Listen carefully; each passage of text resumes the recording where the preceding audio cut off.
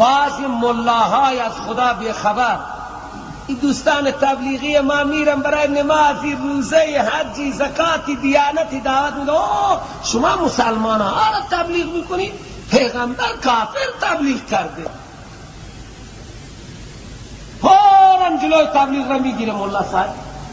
بابا پیغمبر کافر تبلیغ کرده، تو مسلمان تبلیغ میکنی؟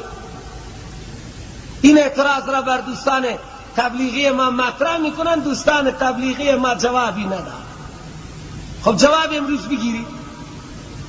الله تعالی میگه کافرها را تبلیغ میکنی به عنوان اتمام حجت که پردای قیامت ابو جهل نگه که من ندانستم، فرعون هامان و شداد نگه که ما ندانستیم. تبلیغ برای کفار به خاطر اتمام حجت است که ما اتمام حجت کردیم، نبی فرستادیم. تبلیغ واقعی برای مؤمن است. انما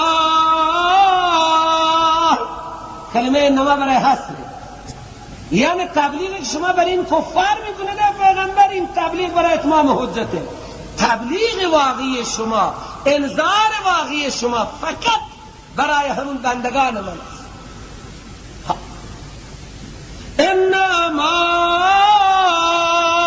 تنذر، هم الله به خبر که تبلیغ مؤمنین را، ارشاد مؤمنین را خلاف میداند.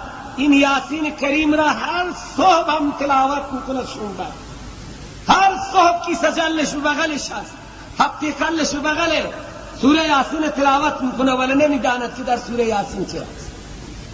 انما تنذر، غیر از این حرف نیست دیگه حرفی که شما آگاهی میدهید من اتبع ذکر، آنها را که پیرو قرآن. ما اگه حرفی طلبه به شما زدن دل من نیسوزه. هم میگم امروز تبلیغی ما از قرآن مجهز بشه، طالب ما از قرآن مجهز بشه تا در برابر این همه عباقی، این همه بوشه ها، این همه دستگاه های تبلیغی بتواند حمیمان خود را حفاظت کند و حمیمان اهل و عیال خود را.